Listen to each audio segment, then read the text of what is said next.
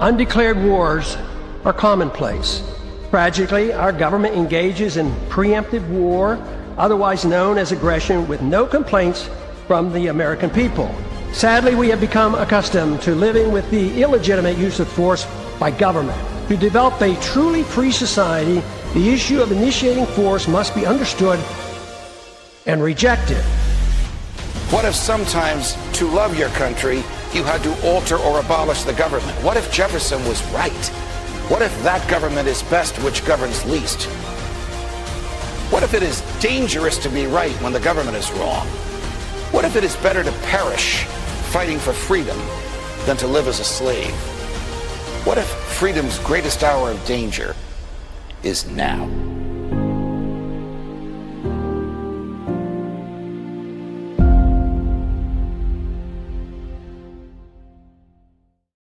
Hi, everyone. Judge Andrew Napolitano here for Judging Freedom. Today is Wednesday, April 1st, 2026. Gilbert Doctorow joins us now. Gilbert, a pleasure as always. Before we get to the options available and the choices likely by President Trump in his address to the American people and the world ultimately tonight, I do want to ask you about some late-breaking events in Europe. Did drones from Estonia, fired from Estonia, cross over airspace in Finland and land inside of Russia? Did this actually happen? It's almost certain that it happened. Certainly, the Ukrainian drones a day ago successfully damaged Russia's oil export installations in the port of Ust-Luga. Ust-Luga Luga is a river. The Ust-Luga is the mouth of the river. It's on the Gulf of Finland. It is rather close to the Estonian border. And that is one of the two major oil export points that Russia has for most of the traffic that you hear about on the Shadow Fleet. It was damaged. And how would the Ukrainian drones have gotten there? Well, we know that there's been a considerable increase in drone traffic into what's called Leningrad Oblast. The city of St. Petersburg may have been renamed from Leningrad to Petersburg, but the surrounding oblast, or region or province, as you want to call it, retains the name of Leningrad, Leningradsky Oblast. And this increase in drones is coming from across the Baltic states, and most recently, in the last few days, also coming from across Finland. Maybe the Estonians are public about this, but they're not explaining exactly what's going on. They have said, that is the Ministry of Defense, has said several times in the last week that they are not shooting down Ukrainian drones that overfly their territory. So this is not a guesswork. This is not speculation on my part. It is absolutely in the public domain that there are Ukrainian drones overflying Finland. And if you just look at the map, you see to go through Finland across to Narva. Narva, it's another river going into the Gulf of Finland. It's the border between Finland and Russia. And you just cross over that, and there you are very close to Ust-Luga. So there's no question but that the Ukrainian drones did not come from the North Pole, they came across Finland.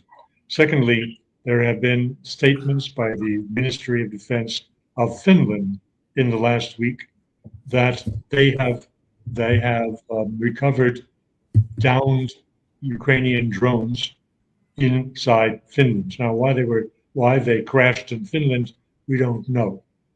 It could be that the Russians had downed them. It could be that they simply did not have the proper satellite intelligence to track properly the surface that they were flying over. They crashed into chimneys. That was mentioned by the Finns, that they had crashed into high objects. Well, you do that if you don't have a very good intel input into programming the drones. So this is not speculation, it's fact. The question is, what are the Russians going to do about it? Correct. You have spoken eloquently and critically of President Putin's reticence to accelerate the military activities and the special military operation in order to bring it to an end, to achieve its military goals. I'm going to guess that this attack from Estonia across Finland into the mouth of this river has increased the pressure on President Putin to do something. Is he going to attack Finland? Estonia? Well, he can attack either country. The successful strike on a Russian installation, which is, again, a major export port, Ust-Luga, that raised discussion in the Russian social media. What should be done? Should we send up our air defense missiles to bring down these Ukrainian drones over Finnish or over Estonian territory? That is under discussion. But of course, there is great pressure on Vladimir Putin to do something about it. Now, before I look like I'm only pushing in one direction, I freely acknowledge we all are working with crystal balls, and I never dismiss entirely what President Putin may have in his back pocket. Right. And that is something that we can talk about later in this discussion, because it bears directly on this whole issue of what Mr. Trump will say tonight. I will get to that because of the intimation that at the same time Trump is going to announce whatever he's going to announce tonight, which is probably a withdrawal, but that's just my guess. And of course, I want to hear your analysis. He may also be putting pressure on Zelensky, Vladimir Zelensky. Put that aside for a minute. What do you expect President Trump to announce tonight? He just brought 10,000 troops, 4,000 Marines, 6,000 to 8,000. My numbers may be off a little bit because they don't publish the numbers. 82nd Airborne, and they're there. Would he just bring them there and go through that expense and disruption only to announce that they're coming home? Is the announcement tonight a deception? What are his options tonight, and what do you expect him to say? Well, we've seen a lot of political theater in this first year of that's gone by of his being in the presidency again, and this could be more political theater. Having all of these troops and the specialized forces in the area, which supports the statement that he will surely make tonight and ad infinitum after today, that he had overwhelming force brought to bear on the Iranians, that they made concessions to him, and therefore we can leave. It is part of a big lie, but as the Germans understood in World War II, the bigger the lie, the more likely it will succeed. So what do you think he'll do? He won't state exactly what the Iranians have agreed to because we know there's no agreement. He'll just, and some of your snarkier colleagues have said, he'll just declare victory and go home. Essentially, I would agree with them, whether they're snarky or not. The likelihood is that's his pattern, but we are not just guessing here. And even the Russians, as witnessed in last night's talk show of Solovyov, even they read the American federal laws, and even they talked about the 60-day limit that binds Trump to go to Congress and request war powers, which he of course will not do because he will be defeated. And it's one thing that's worse than being defeated in the Persian Gulf, it's being defeated in the US Congress. Right. So he won't take this to the Congress, and it means he has less than 30 days to wind things up. So that is what's behind this 2 or 3 week story. It'll be coming, which the markets are accepting as if it's something that's given like the tablets of 10 Commandments to Moses. No, it's simply in accordance with the U.S. law. So he has to make a decision to escalate or to back away. And to back away, he has to cover his tracks by presenting this as a victory because he has smashed Iran to pieces, and he leaves it to the Europeans to pick those pieces up. He has a perfect excuse for dropping this on the Europeans. You didn't help us in our hour of need, and we leave it to you to defend yourselves and your interests without us. So that will be his presentation of victory. Right. We don't care about the Strait of Hormuz. It's your problem. We don't get our oil from there. And by the way, these people, again, the markets aren't talking about what is in Trump's power. The biggest influence on his political fortunes is the price of petroleum at the pump in the States. Right, because that has a direct correlation on the midterm elections in November. That's under his control. Right. All he has to do is put in place by a presidential order restriction on export of petroleum and oil. That would be harmful to the profiteering of American oil companies. But it's entirely possible. And then the biggest issue facing him in elections is taken off the table. Last night, I mentioned this to you before we started, so this is now public. So without revealing my source, I'll raise it again. I learned from one of our regular on-air colleagues that the British cabinet had voted to send 5,000 troops to Iran, and that didn't appear in the press anywhere. Well, it has this morning. The BBC, quote, "More UK troops to be sent to Middle East, Defense Secretary announces." The Sun, "War boost" in a headline with big capital letters. "Britain to send troops and air defense systems to Gulf to counter Iranian attacks.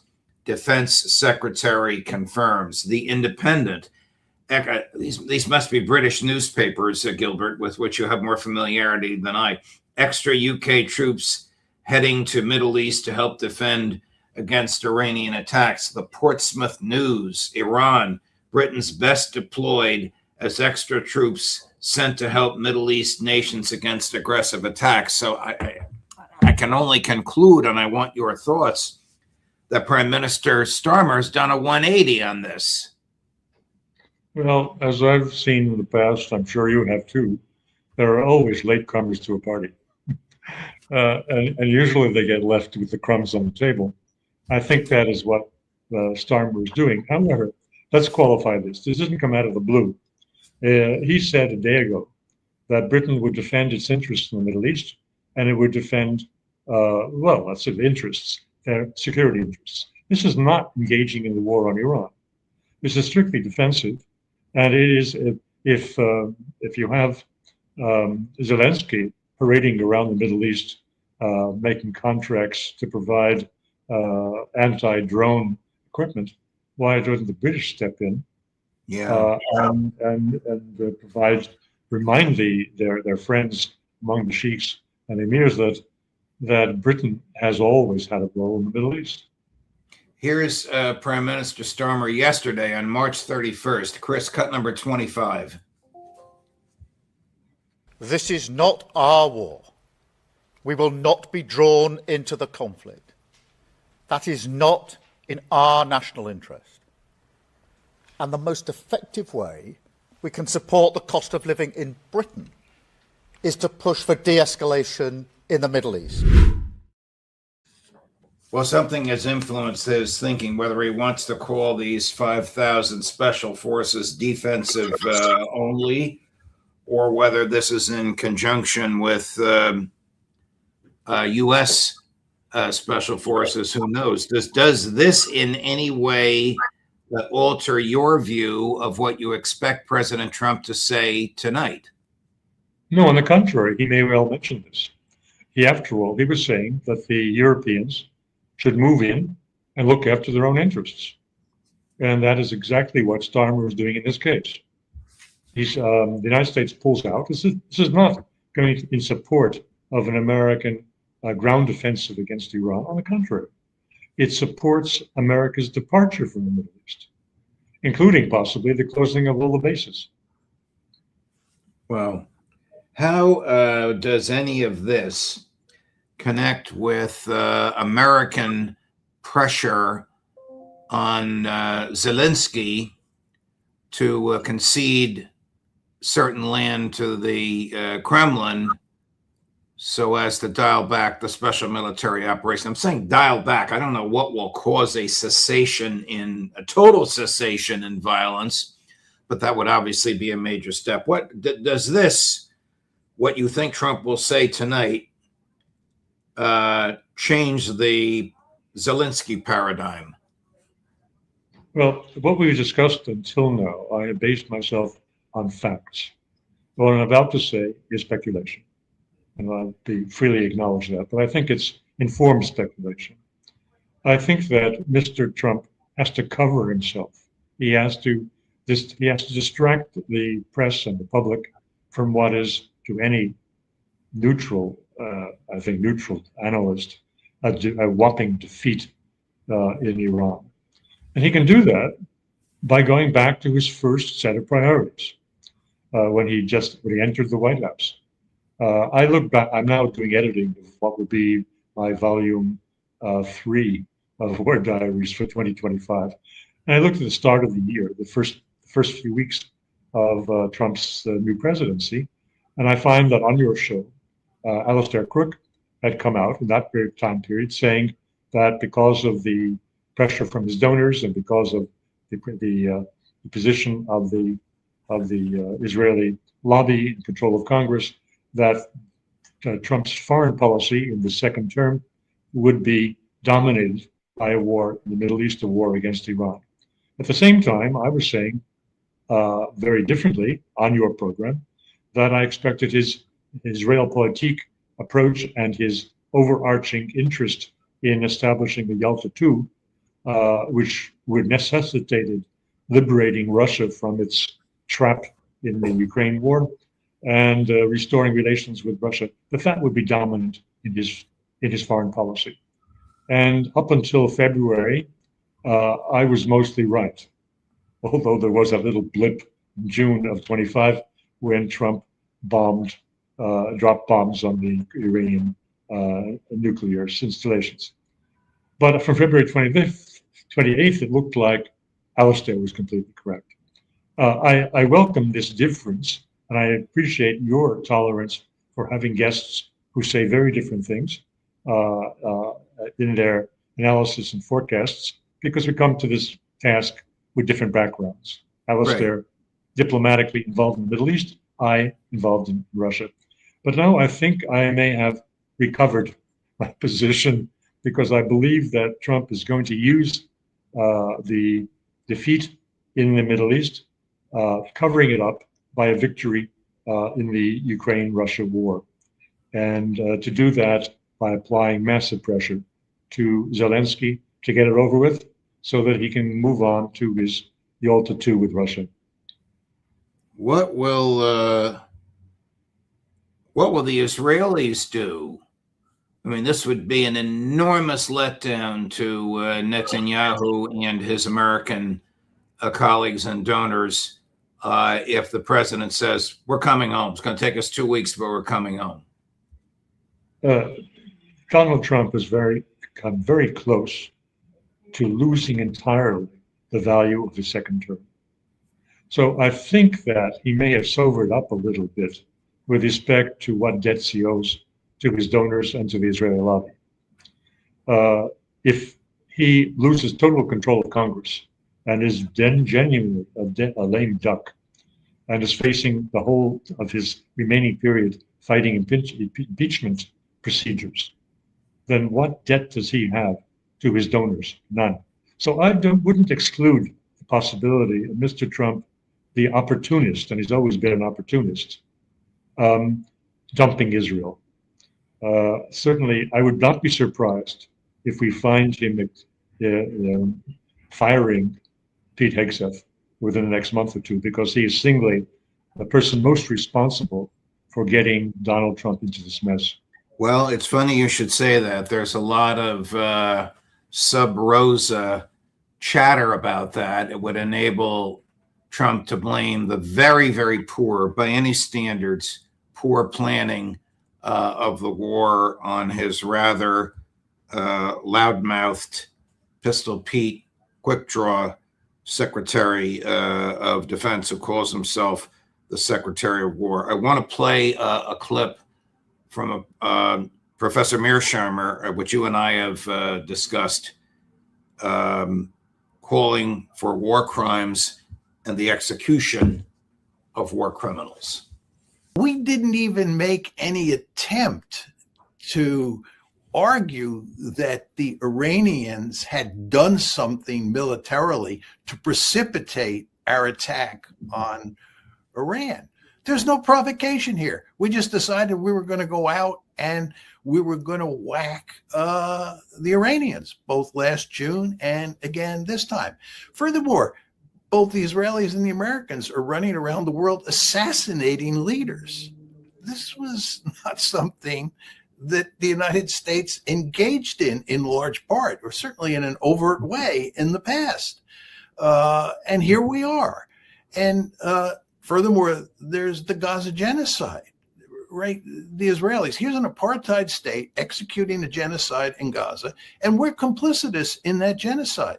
If there were Nuremberg trials, right, where the Israelis and the Americans were brought before the court, President Trump, along with President Netanyahu and many of their advisors, would be hanged. What do you think? I salute Professor Mearsheimer for a very brave statement.